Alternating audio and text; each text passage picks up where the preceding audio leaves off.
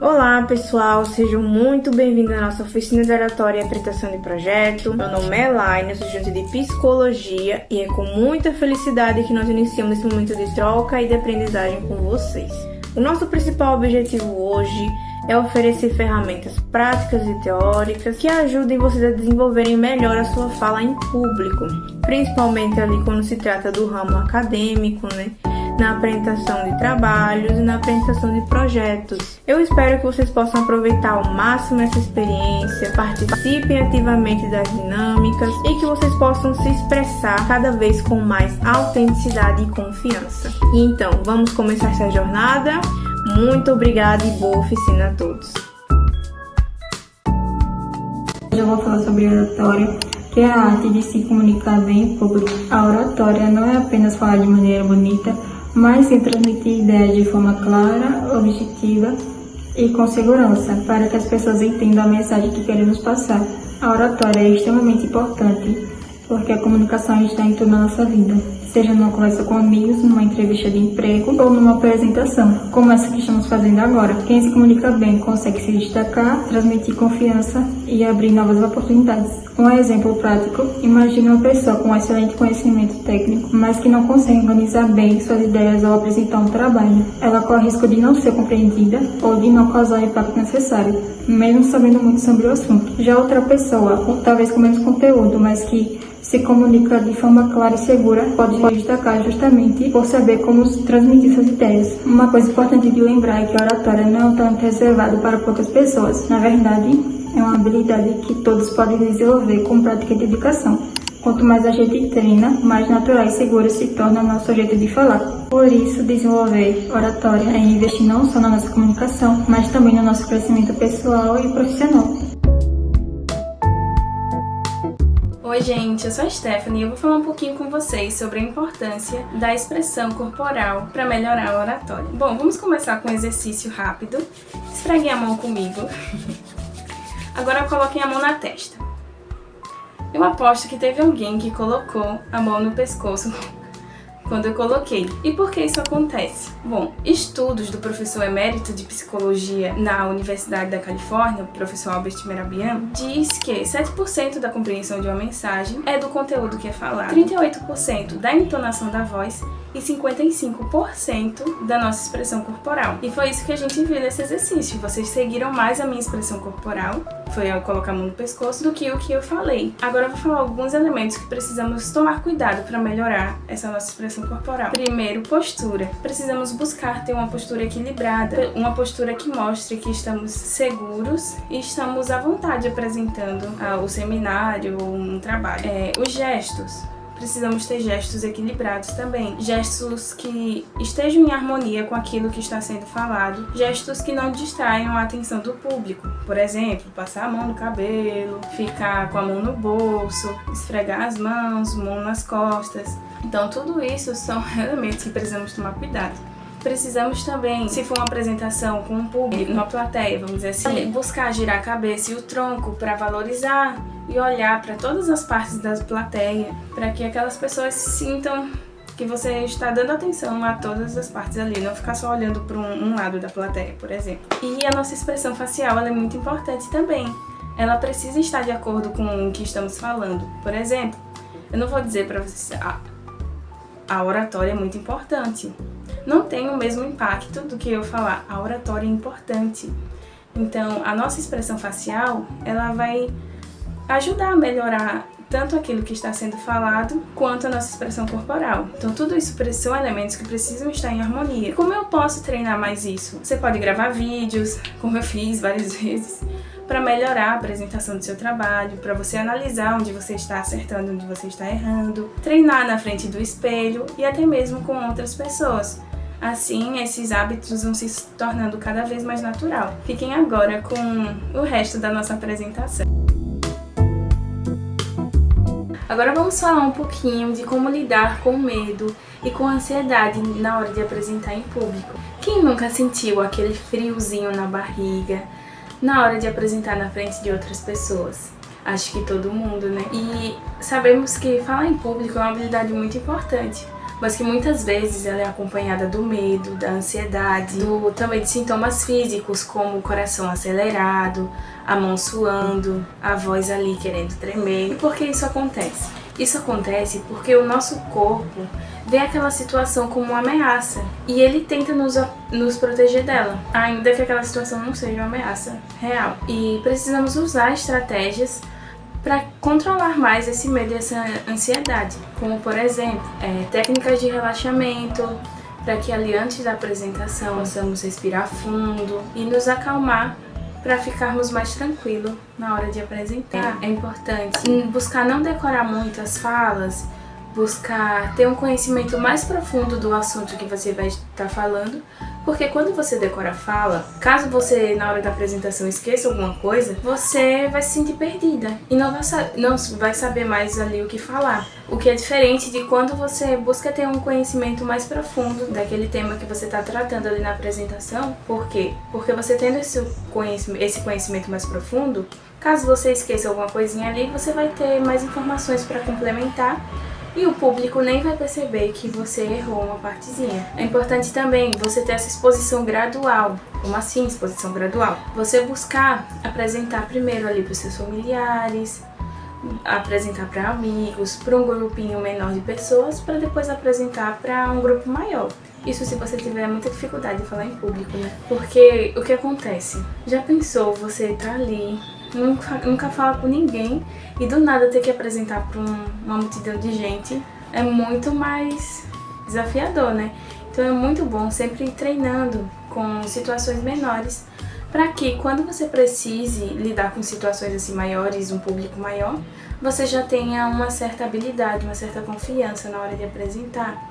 Busque ali gravar a sua voz para que você perceba como está a sua dicção, como está a sua entonação da voz. E você fazendo essas práticas, você vai conseguir lidar melhor com a situação e se sentir mais calma na hora de apresentar. É importante também você buscar ter uma visão positiva daquela situação. Você tá indo ali para apresentar, você não tá indo para um coliseu lutar com leões. Você tá indo ali para ter tipo uma conversa. É um momento de oportunidade de mostrar para as pessoas aquilo que você aprendeu. Então leve a apresentação como um momento de conversa, não como algo terrível. Busque ter essa mente mais positiva, busque não colocar muita pressão em você. Eu tenho que ser a melhor. Você não tem que ser a melhor, você tem que dar o seu melhor. Mas isso não significa que você vai ser a melhor. Então você não colocando tanta pressão em você, você se sentirá mais calma na hora de apresentar esse trabalho.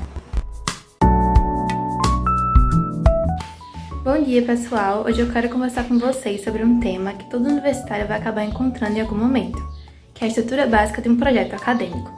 Mas antes de mais nada, deixa eu perguntar, alguém aqui já teve que fazer um projeto de pesquisa? Pois é, parece complicado, mas assim que entendemos a estrutura, fica bem mais fácil. Então vamos lá! Um projeto acadêmico é dividido em 3 grandes partes. Elas são pré-textual, textual e pós-textual. Na parte pré-textual entram aqueles itens que vêm antes do assunto principal, como a capa, folha de rosto e sumário. Nada muito difícil, mas super importante para dar aquela cara de trabalho sério. Já na parte textual vem o coração do projeto. É nela que devemos explicar o que vamos pesquisar, qual a importância do tema, qual é o problema que queremos resolver e quais são os nossos objetivos. Também devemos deixar claro que já pesquisamos o que outros autores já sabem sobre esse tema. Essa parte vai na revisão da literatura. Depois, devemos descrever como vamos fazer essa pesquisa. Essa parte se chama metodologia. E para deixar mais organizado, devemos criar um cronograma, com prazos e etapas, e falamos um pouco sobre os resultados esperados. E por fim, vem a parte pós-textual. É nela que entram as referências, que são as fontes usadas para nossa pesquisa. E caso necessário, também entram os apêndices e anexos, como entrevistas e gráficos. Viu só? Quando dividimos assim, fica bem mais fácil de entender. Uma estrutura não está ali só por formalidade. Ela está ali para ajudar a organizar nossas ideias e mostrar que nosso projeto é viável e bem pensado. Olá, sou a aluna Elisane Clarice, do curso de Psicologia, primeiro período, e vou falar um pouco sobre como criar apresentações impactantes. Portanto, um slide deve manter a sua simplicidade com o uso de texto, palavras-chave imagens relevantes de acordo com o tema abordado. Já os recursos audiovisuais, como vídeos curtos de animação, áudios e muito mais, devem respeitar a sua moderação voltada ao tema centrado na temática. Mayer, em 2009, em sua teoria, ela reforça que a integração entre imagem, som e texto estimulam múltiplos canais cognitivos, melhorando sua aprendizagem e compreensão. Portanto, uma apresentação impactante é aquela que tem imagem, som, busca focar o público-alvo naquele tema abordado. Já o layout deve-se respeitar sua hierarquia, respeitando seu título em destaque, cores vibrantes e contrastantes. Portanto, uma apresentação eficaz é aquela que transmite informação e experiência ao público-alvo, com clareza visual e contextual. Olá, gente, tudo bem? Eu me chamo Letícia, eu tô aqui para conversar sobre um assunto muito importante com vocês, que é uma ferramenta muito poderosa e acessível para melhorar a nossa oratória, que é os ensaios em duplas ou em grupos. Quem aí já sentiu um frio na barriga ou aquele nervosismo antes de falar em público? Pois é, e a maioria de nós já esteve nesse lugar, não é mesmo? E é aí que os ensaios em grupo entram como uma grande ajuda, diferente das aulas mais tradicionais. Esse tipo de atividade ajuda a deixar o ambiente mais leve, mais colaborativo, e nos ajuda a nos expressar, a testar novas formas de nos comunicar e sem medo de errar. E durante essas práticas a gente trabalha aspectos essenciais para a apresentação, como entonação, ritmo de fala, clareza das ideias, e é nesse momento que a teoria vira prática. E também algo muito interessante é que durante esses testes e essas práticas, cada pessoa vai criando a sua identidade comunicativa. Além disso, quando a gente ensaia em grupo, a gente percebe que errar faz parte, é super normal. A psicóloga Carol Dweck, ela fala muito sobre isso em relação à mentalidade de crescimento, ou seja, se comunicar bem, se expressar bem, não é um dom fixo. Você consegue adquirir através de prática, de abertura para o aprendizado. Então, esses ensaios em grupos vão muito além de um preparatório para uma apresentação acadêmica. Eles nos ajudam a nos tornarmos comunicadores e com certeza vai agregar no nosso futuro, tanto na nossa vida pessoal quanto profissional. Eu agradeço, tchau, tchau. Olá, meu nome é Francisco Salles, sou advogado criminalista, tendo escritório próprio dedicado exclusivamente à área penal e atuação técnica na defesa de direitos e garantias individuais. Falar sobre a oratória é, para mim, falar sobre uma das bases da advocacia, especialmente na seara criminal, onde a palavra do advogado pode representar a última linha de defesa entre o cidadão e o poder punitivo do Estado. A oratória é mais do que uma habilidade técnica, é um instrumento de convicção. É por meio da palavra que o advogado transmite confiança, autoridade e domínio do conteúdo jurídico. A forma como nos expressamos, o tom de voz, a postura, o olhar, tudo isso comunica, mesmo antes do conteúdo ser plenamente compreendido e repassado para quem está nos ouvindo. Nos tribunais, em audiências, em sustentações orais ou mesmo no contato direto com o cliente, a oratória tem poder de construir ou de enfraquecer a imagem profissional do advogado. É preciso lembrar sempre que muitas vezes a imagem que projetamos é o que abre portas, e a forma como nos comunicamos define sim essa imagem. Oratória é preparação, é treino, é técnica, mas também é empatia. É escutativa e conexão com quem está nos ouvindo. Na advocacia, não basta ter conhecimento.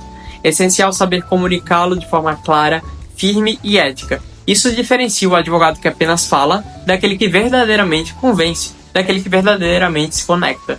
Por isso, investir na oratória é investir diretamente na credibilidade, na reputação e na autoridade profissional.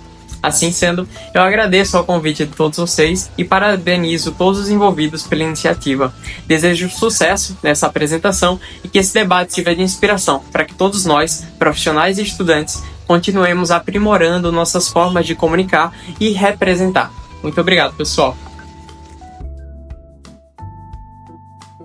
Olá, meu nome é Anne Teles, estou aqui para falar um pouquinho com vocês sobre a importância da oratória e comunicação para um psicólogo no contexto profissional. Então, basicamente, como nós trabalhamos totalmente com a comunicação, entendendo que comunicação às vezes é silêncio também, né? Então, a importância da comunicação para o psicólogo, ela entra nas diversas esferas de atuação, mas primordialmente, né, na esfera que compete aos atendimentos, então seria na forma de falar, entonação de voz que possa acalmar, que ser acolhedora, e ao mesmo tempo demonstrando que você também tem uma autoridade sobre o assunto e o ambiente. E essa escuta ser uma escuta seletiva. Você entender o momento que você precisa falar e que o momento que você precisa se calar. E o momento que você precisa ter mais ênfase na sua fala ou menos ênfase na sua fala. Então, em relação aos diversos outros aspectos da comunicação para o profissional de psicologia, nós também somos educadores, nós somos palestrantes, nós trabalhamos com a equipe multi, nós trabalhamos em equipe interdisciplinar, então nós estamos o tempo inteiro nos comunicando, nos colocando, nos representando de uma forma clara, concisa e assertiva em todos os espaços onde a gente possa estar. Então é basicamente uma condição inerente à psicologia, é o psicólogo se comunicar.